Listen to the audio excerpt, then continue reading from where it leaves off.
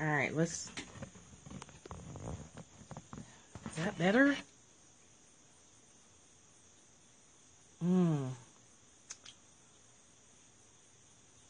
Hey, Heather. Is that signal any better? Hey, Catherine. Having signal problems today. I don't know why. I don't know if maybe it's Periscope this time. The internet looks fine, but if it's not, I'll go out to the road. Hey, hey.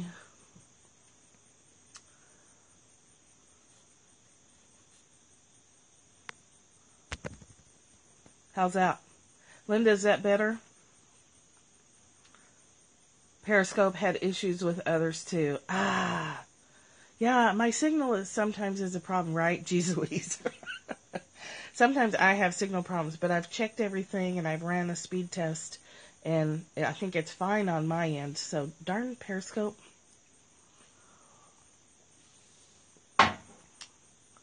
Yeah, I was going to say, am I the only one that's kind of tired of Periscope Summit stuff? I think it's exciting for people. I think also if people have never gone to a conference, it's probably extra exciting. Plus, it's New York City. I mean, I've never been there, but I would like to go. I have a feeling this isn't going to go well today. So let me just go ahead and dive in to the reading, and maybe it'll hold up on the replay. September 23rd is, I am here only to be truly helpful. I am here to represent him who sent me. I do not... Yeah, overload. I do not have to worry about what to say or what to do because he who sent me will direct me.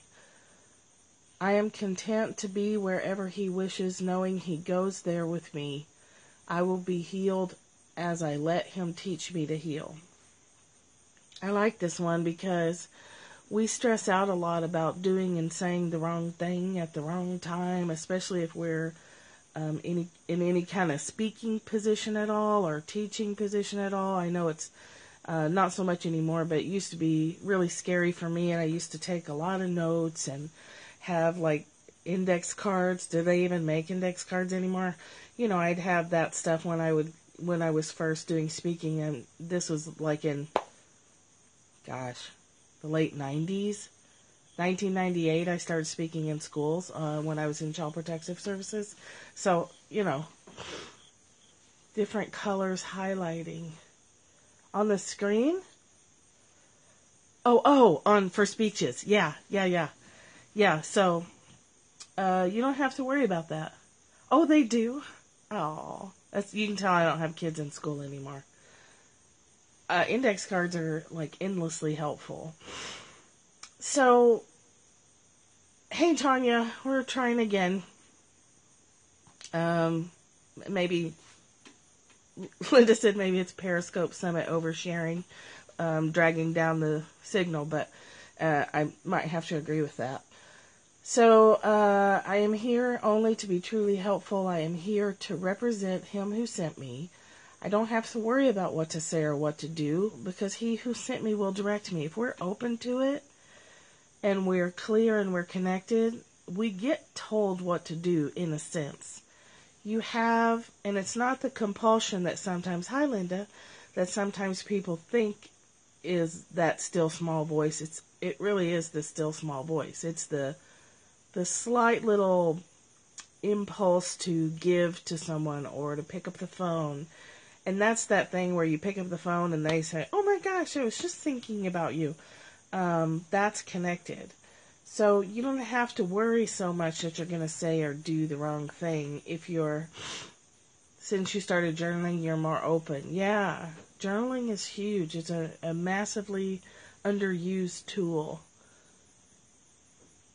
rather than when speaking in public. Yeah, good. That's a really good thing. So we can rest in the contentment of knowing, yeah, it's ego related, right? Jabbering. Yeah. So I will be healed as I let him teach me to heal. So this comes from the same similar section we were in yesterday, but it's section 5, verse 18, sub notes 2 through 6. Let's see here. I put on my Facebook page the next notice for Desire Map Workshop. One of the women who's in there this time didn't realize it was coaching, so I put the word coaching in there because maybe that wasn't clear, that it's not just going through a workbook, it's some pretty heavy work, which is why I'm usually a little wiped out the next day. So, section 5 is the healing example. The only way to heal is to be healed. What? The miracle extends without your help, but you are needed that it can begin. So nothing can begin without you being open to it and asking for it. I'm going to divert just a second. I'm going to read to you a section through this too, because it totally fit our cards this morning.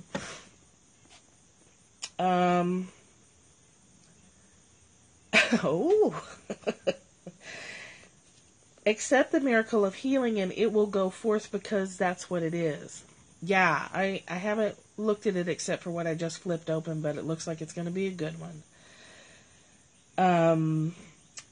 Healing is born the instant it is offered and received. No one can ask another one to be healed. Okay, we may all have learned this painful lesson that you can lead a horse to water, but you can't make him drink. You know, you can offer wisdom, you can offer tools to people around you that you see suffering, but you can't do it for them. They have to ask too. We have free will, so we have to ask for the help and be at least a little bit willing to receive it. No one can ask another to be healed, but he can let himself be healed and thus offer what he has received. Hi again, Michelle. We're going to try again. Okay, the only way to heal is to be healed. So what that means is I can't heal others, I can't assist others if I haven't at least done some of my own. The only way to heal is to start out being healed, and you have to ask for that. The miracle extends without your help, but you are needed so it can begin. Accept the miracle of healing and it will go forth from you because that's its nature. It is its nature to extend itself the instant it is born, and it is born in the request. It is born the instant it is offered and received. So it's always there. It's always offered for us. And the instant that it's received, hey there, hippie chicky girl. The instant that it's received into you, it's there. And it's on a roll. And the wheels are turning. No one can ask another to be healed, but you can let yourself be healed and then offer what you have received for yourself. So if you've done even a little healing work of your own, you have that to offer everyone around you, but you can't make them take it. That's totally up to them because they have the same free will you do. Like, it's so hard, right, to see someone going down in flames or to see someone being truly self-destructive. It's so hard, but they have the same choice that you have, so you have to let them go. You offer everything. You lay it out before them. Someone you love especially, this is really hard for families who have an addict in the midst. Someone who's active in their addiction and actively self-destructive in their addiction. So sometimes family have to cut people out because they're dangerous in their addiction. And it's really hard. And that's where Al-Anon groups can be helpful because you can offer, addicts. Addiction is the hardest thing of all. So it's basically saying you can't give what you don't have. But you don't have to have a lot to give to someone else. Because wherever you are, there's someone right behind you, a half step behind you that can benefit from what you have. Last night in the Desire Map workshop, one of the participants she's breaking out of it, but she used to struggle with, that expert thing. She used to want to be an expert before she started her coaching business. And that's ridiculous. Because first of all, you're never an expert. And second of all, if you've done any work at all, you have something to give the person standing next to you. The Holy Spirit speaks to you. He does not speak to someone else. Yet by your listening, his voice extends because you have accepted what he says. So when you accept the source, you can accept your connection to Spirit, you're automatically radiating a greater level of peace that other people will pick up on. I've had it happen many times where someone has said, you seem really calm today, or you seem extra peaceful today, or, sensitive people will pick that up, and others will too. They may not articulate it. But as soon as you're connected, you're radiating that out around you in your aura, your energy, your bubble. People feel it. So you'll find people being attracted to you simply because they need that peace. Now, they need to not always get it from you. They can be triggered by your peace, but then they need to ask for that themselves. Let's see.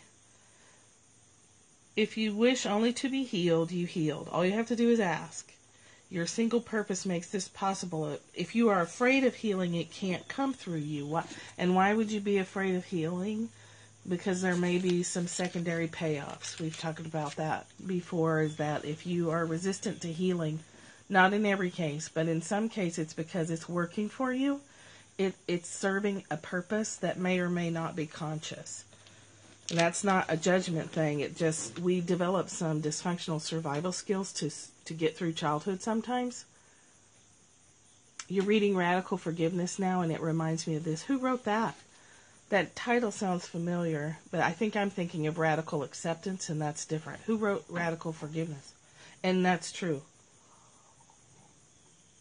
It is exactly this stuff. If you're afraid of healing, it can't come through you. The only thing that is required is asking and lack of fear. Oh, yeah. Oh, you don't have to do it now. You can send it to me on Twitter if you want to. Hi, Deborah. Miracles wait not on time. Miracle is a shift in perception, and it happens in that holy instant that you think to ask for it, or you open to it. Asking a question is just a really tangible way of doing it, but when you're open and internally asking for information, even if you don't ever verbalize it.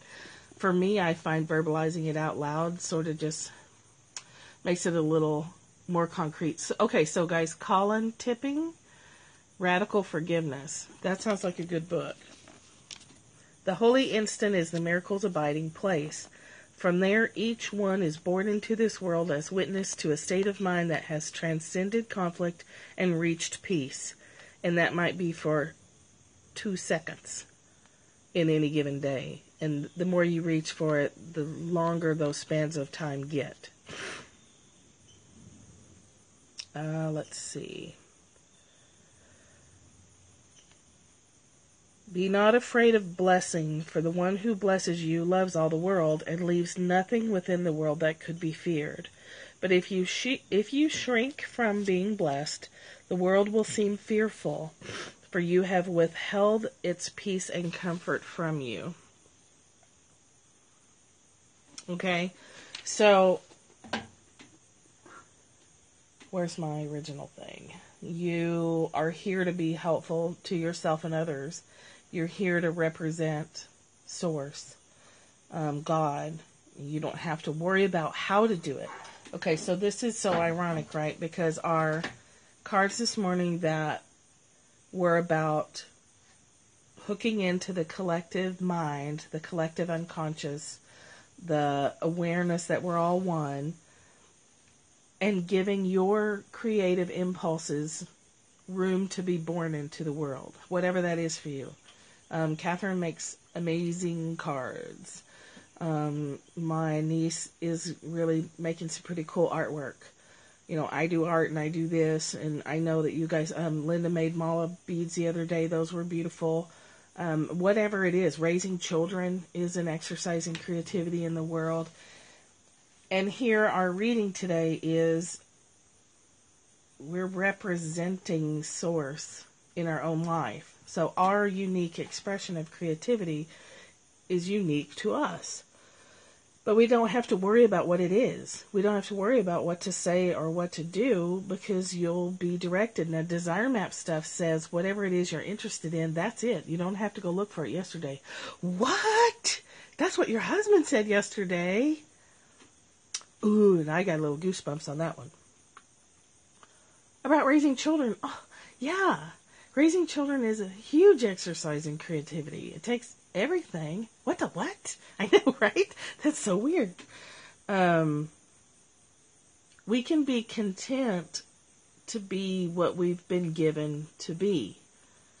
So what you're interested in, where the things that excite you, the things that ignite your desire to do more, that's it. That's your purpose. That's your gift. And it can be in relation to ego definitions. It can be small or large. But it's extremely valuable. And the more you go in that direction, the more healed you are, the more you get to heal other people who ask for it. So creativity seems to be the word of the day. And then there's more. Then this book comes in the mail yesterday. It's Elizabeth Gilbert's new book, Big Magic, Creative Living Beyond Fear. What? Again with the what? Creative living beyond fear. Even the back is interesting. Creativity is sacred and it's not sacred. What we make matters enormously and it doesn't matter at all. We toil alone and we are accompanied by spirits. We are terrified and we are brave. Art is a crushing chore and a wonderful privilege. Oh, sweet. Yeah, beautiful, right? Okay, art is a crushing chore and a wonderful privilege. That's childcare too. I haven't read it yet, Tanya, but I'm guessing, given who the writer is, it's probably worth getting. Okay, art is raising children. Art is blessing your home by cleaning or decorating or doing whatever it is you do. It's a chore and a privilege. The impulse to create can be painful, right? And then it can trigger resistance. It can make us tired. It takes guts to create. The work wants to be made, and it wants to be made through you. That's what we were just reading this morning. That's what the cards were that my husband pulled. Yeah, me either. You know what? I don't really care about cleaning. I'm cluttery. I have little piles of stuff everywhere. I have little piles of my art supplies. I have little piles of this daily work we do. I keep up with public health issues like laundry and dishes, taking out the garbage, stuff like that. But clutter, and I can't even remember the last time I dusted. So you guys probably wouldn't want to come over and hang out. We'd probably have to meet for coffee in town. The work wants to be made, and it wants to be made through you. If it didn't want to be made through you, you wouldn't have the impulse to do it. Public health issues, yeah.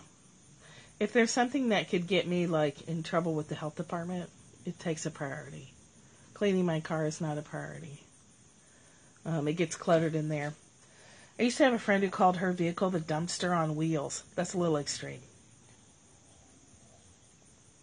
Although when I was commuting a lot, my car got to feeling like that too because it had everything in it. So, on the way out to the deck, I flip it open, do the old book flip, and ask what would be helpful to us today in relation to everything that we're doing. And here's what I get. You're never going to believe this. A woman has a God-given right to misread my book however she wants to misread it.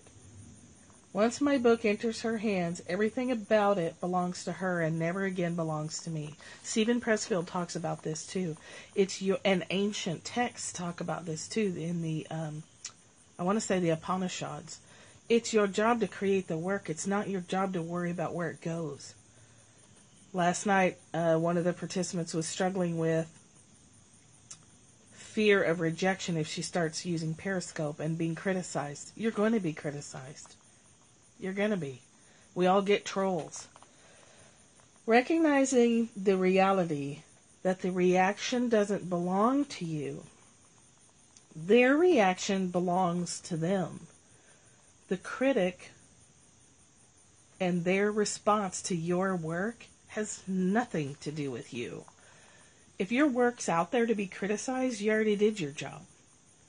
You already put yourself out there. If it's you personally that's being criticized, wow, boom.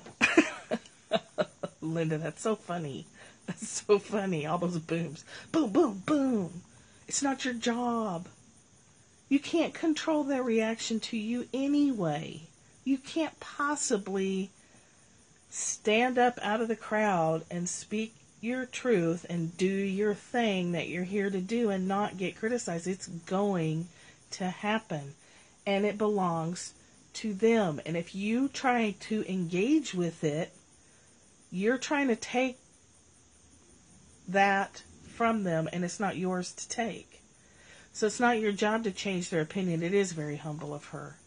It's not your job to change their opinion. You shouldn't even try to change their opinion, because their opinion belongs to them, and who are you to try and take it away from them?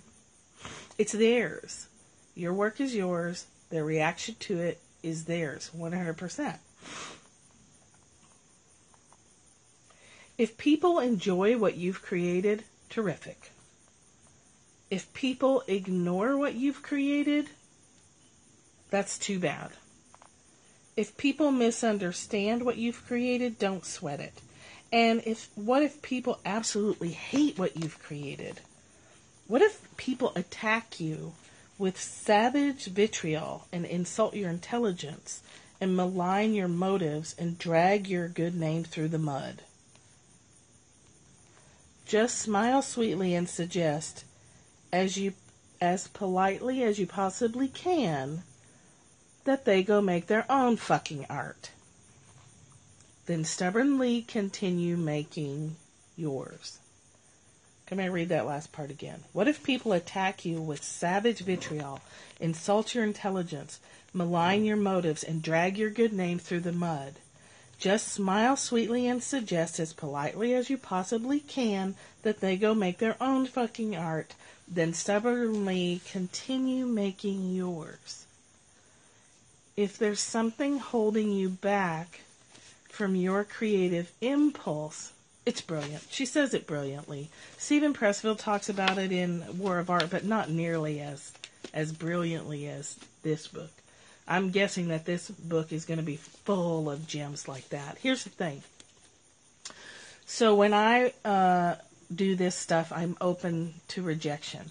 I'm open to people judging me for my weight, for my appearance. In the past, I've learned to turn my light down or shut it off because of criticism, right? That is what I would call Satan. That's resistance. That's that blanket that tries to keep your creative expression from the world because of what it would mean. What would it mean if every single one of us were joyfully putting our creations out in the world without a care for how it's responded to? I can't imagine not ever taking a little bit of a zing if somebody criticizes me. And they do, and I have been criticized. I've never been booed off stage. I mean, I suppose that could happen. But I think that would hurt. Still, even after all these years, I think it would hurt. But it wouldn't stop me. Every time before a workshop, there's always a part of me that hopes everyone will cancel. Right, no more. Get your stuff out there. I'm always hesitant until I get started. And then, yay, get your stuff out there. There's so many avenues to get your stuff out there, even if it's just on Periscope and you just talk about your stuff. You don't even have to have a website and sell it and do all these complicated things. You can start talking about it. You can start showing it in action. If you're a crafter, you can demonstrate and teach other people how to make what you make. If you're a speaker, you can find opportunities to speak. Nonprofits will let you talk about nearly anything. They won't pay you, but you can talk. You can get a message out there. Your only obligation is to create. So that started with this morning. Then that continued with our reading, then that section of the book. We're here to be truly helpful. And we're only helpful if we're fully expressing the gifts we've been given. And we've been giving those gifts. We have a responsibility to them, I think. So when I first, for a period of time in 2000, I don't remember, 2003, 2004, probably to 2006, I used to play guitar, and I forced myself to play out in public. I was at a webinar yesterday, and she said creating purely for pleasure should be enough, but we are addicted to comparison, right? Compare and despair. We're addicted to comparison. We're constantly weighing ourselves against someone else. Well, they have it, they can do it, and I can't. Or they are doing the same thing I'm doing, so why should I do it? Do you know how many people are on here talking about Course in Miracles every day? A lot. A lot. I'll bet you in a 24-hour period, there's at least 25 or more people talking about A Course in Miracles. And people pop in and they listen to what we're talking about, and then they leave or they stay. It doesn't matter. My personal style's not going to resonate with everyone, and that's okay. And people pop in sometimes just to see what ACIM means, and then they figure out that there's a God word in there, and they're like, oh my God, get out of here. She's a baby. Who were you guys listening to? She's a baby. She had some awesome pearls.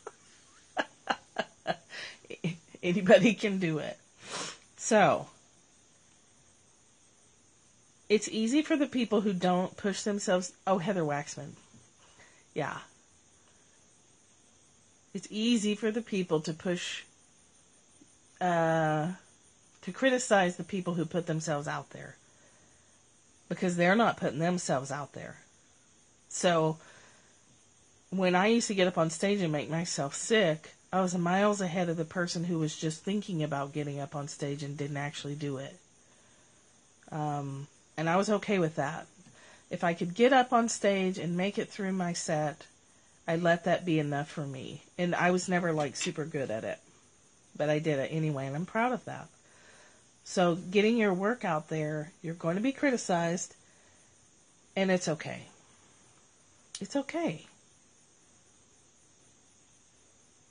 We're taught to compare from the minute we're speaking a language, and when we go to school, and we're held up against each other, and comparison is the rule of the day, and you've got to win. You've got to all win. Well, there's no win. There's no win at all. There's expression or not expression. Right. I love how all my periscopes are alighted for one message. Yeah, I noticed that too. Like, we all are like in different aligned, alighted too. We're all in very similar groups. So that happens too, is we all are hearing and needing the same things. That's where we're at in our stage of development. So, is there anything that you guys are wanting to create that you're still holding back from, or are you already challenging that thought process? Michelle, you said you've been working on it and you're challenging it. Linda started scoping and showed her mala bead process the other day. That was very nice. Those of you raising children, you're challenging it. Yeah, you definitely are. Those of you raising children are out there open to criticism on a daily basis, right? Other parents can criticize you. Teachers can criticize you. Your own dang children that you've given birth to and are taking care of can criticize you. It may always feel shaky. My dad played in a band. Yeah. You're always open to criticism. And he said he never got sick he never stopped getting sick before going on stage for a performance.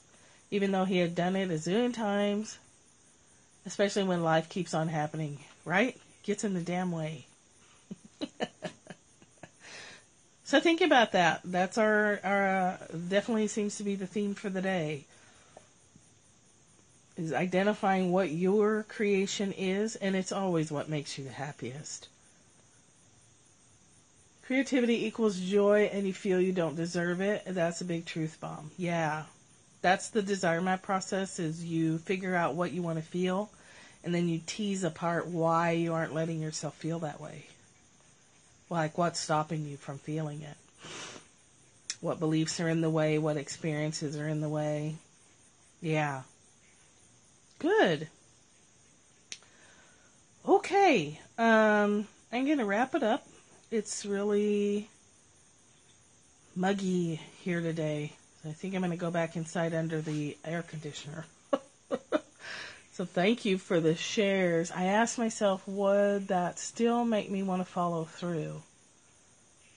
I missed something. You asked yourself, would that still make me want to follow through? Which piece? Linda, I lost track.